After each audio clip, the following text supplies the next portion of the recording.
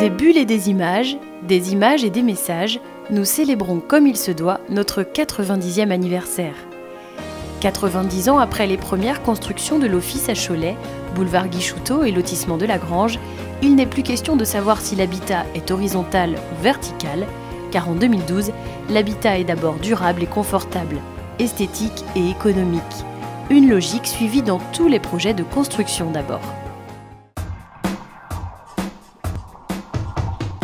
Dès le 19 janvier à Trémentines, nous avons livré les 4 derniers logements BBC dans le lotissement de la Bréchotière, complétant les 6 logements livrés en novembre 2011. En avril, c'est à Saint-Germain-sur-Moine que nous avons finalisé la construction de 4 pavillons supplémentaires dans le quartier de la Clairière. Changement de visage et de silhouette pour le Bostangy. Avec la livraison des 13 dernières maisons à ossature bois modulaire, le site a récupéré, en 25 logements basse consommation, la superficie des 40 logements démolis au profil résidentiel. Une opération au procédé spectaculaire relayée par la presse nationale. Diversifier l'habitat, tant en termes de localisation que de typologie, c'est l'un des objectifs que nous poursuivons depuis des années. Des logements individuels situés dans des secteurs où le logement social n'est pas majoritaire, c'est bien là, aujourd'hui, le souhait des candidats locataires qui peuvent désormais trouver leur bonheur au Puy-Saint-Bonnet depuis l'inauguration le 21 septembre des 8 pavillons locatifs des Mousquetaires. Des constructions en briques avec bardage bois conçues dans une approche bioclimatique avec jardin, terrasse de 12 mètres carrés et garage, le tout garantissant confort et économie d'énergie. Enfin, au chapitre des constructions, il faut revenir à la page du 5 octobre 2012, date de l'inauguration de 18 logements sociaux au cœur du centre-ville de Cerizay. Une ancienne friche commerciale devenue un lieu de mixité urbaine et sociale où l'on retrouve des lignes et des couleurs contemporaines.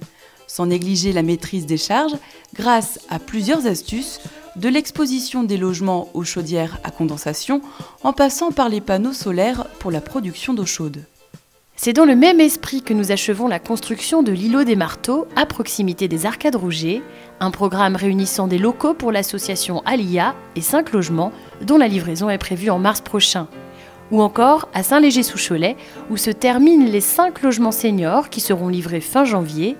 Ils seront couplés à un espace animation réalisé pour le compte de la communauté d'agglomération du Choletais. Un ensemble qui constituera la future résidence de la Ferronnière. En ce qui concerne l'aménagement des ZAC, nous continuons et développons notre activité. Dans la ZAC du Martineau, à Saint-Léger-sous-Cholet, nous commercialisons la 3e tranche, 71 lots sont prévus. À Saint-Christophe-du-Bois, dans la ZAC de Pellouaille, l'étude d'impact se poursuit.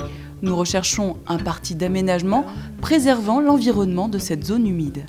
Et parce que l'aménagement, puis les constructions qui lui succèdent, vivent avec leurs locataires, nous poursuivons les travaux de réhabilitation.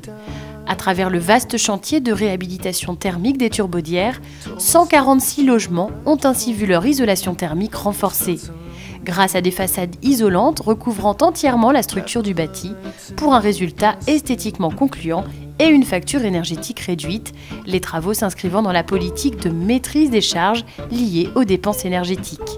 Une aventure inédite qui a, elle aussi, mis notre office à l'honneur dans les pages des médias nationaux.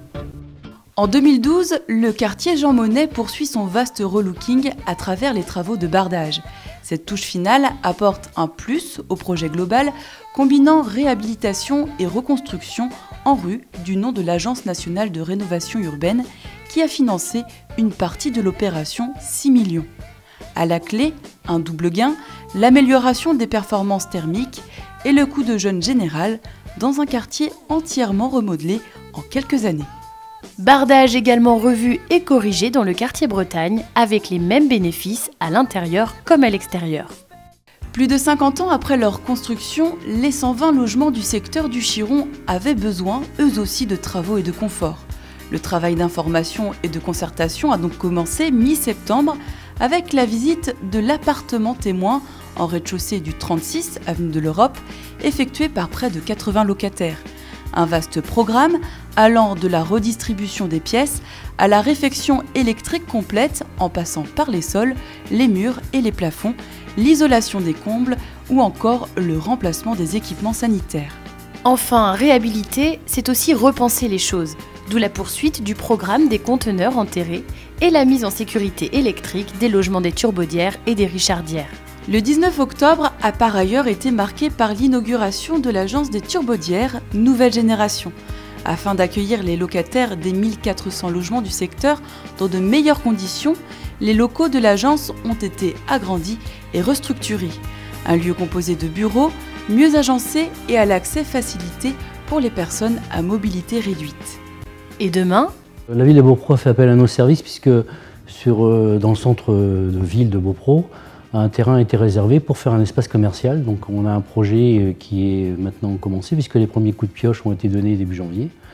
Donc l'opération se compose d'un rez-de-chaussée de 400 m² de surface commerciale qu'on construit pour le compte de la ville de Beaupro qui est en train de les commercialiser. Puis dans les étages, on a 2 étages. Donc on fait des logements pour seniors et des logements pour jeunes bien situés dans le centre-ville. Il y aura en complément un autre projet puisqu'on va construire un FJT, donc un foyer jeunes travailleurs, un foyer soleil, qui nous permettra de faire 10 logements pour des jeunes salariés, apprentis ou jeunes travailleurs. En Deux-Sèvres, nous allons continuer à intervenir puisque après la livraison de l'opération de Cerisay, une opération que je considère comme exemplaire pour nous, c'est une référence, on a répondu à un appel à candidature lancé par la région de Poitou-Charentes qui nous permet maintenant d'être lauréat et de partir avec une opération de 15 logements. Cette opération s'inscrit dans un site qui est composé d'une école, d'un local infirmière et puis des services pour le 3e âge. Donc c'est un programme qui dans son ensemble s'intègre bien à la commune de Combran. Les 95 logements que nous avons sur les Deux-Sèvres seront complétés aussi par une opération de 4 logements à Sirières. L'opération commencera au mois de septembre prochain dans le département. Au cœur de la ville de Cholet, 2013, c'est aussi la Sardinerie où les 5 logements des Marteaux rejoindront bientôt les 12 logements voisins de l'îlot des Brosses livrés en 2010. Ou, au cœur du nouvel écoquartier du Val-de-Moine, 10 logements BBC qui seront dévoilés lors de la journée Portes ouvertes du 14 juin 2013. Une année qui sera marquée au-delà de la ville par la réalisation de projets sur le territoire de la communauté d'agglomération du Choletais, à la Séguinière d'abord, sur la ZAC de la Chapelière, où les appels d'offres sont bouclés pour 13 logements à livrer avant le 31 décembre. À Saint-Léger-sous-Cholet ensuite, avec la livraison de 5 logements et la vente de 71 lots à bâtir, libres de constructeurs au prix de 70 € hors taxe le mètre carré. Sans oublier Saint-Christophe-du-Bois où, dans le prolongement du lotissement du Ruisseau, pratiquement commercialisé, nous avons lancé une opération de 6 locatifs et 3 logements PSLA offerts à la vente dès aujourd'hui au prix de 145 000 € clé en main. Sur les Mauges, l'offre réservée aux seniors est étoffée dans le cadre d'une opération de 6 logements pour personnes âgées qui débutera en 2013 à la Poitevinière. Et enfin, 2013, c'est aussi un projet en Vendée. C'est une première sortie sur le département, donc à la demande de la commune de Mortagne et en concertation avec nos collègues et voisins de Vendée Habitat, on a fait appel à nos services pour répondre à une opération de 23 logements qui s'inscrit dans un programme de restructuration urbaine puisque Vendée Habitat doit démolir 72 logements et nous allons participer à la reconstruction et à l'offre locative sur la commune de Mortagne. Donc cette opération devrait commencer au mois de septembre prochain, en amont. Ça se situe sur le site de la gendarmerie, donc proche de la piscine de Mortagne. C'est bien situé, c'est un beau terrain et je pense qu'on a la chance de faire une opération dans la proximité, puisque c'est quand même à 10 minutes de nos bureaux. De belles perspectives pour un office nonagénaire, résolument tourné vers l'avenir.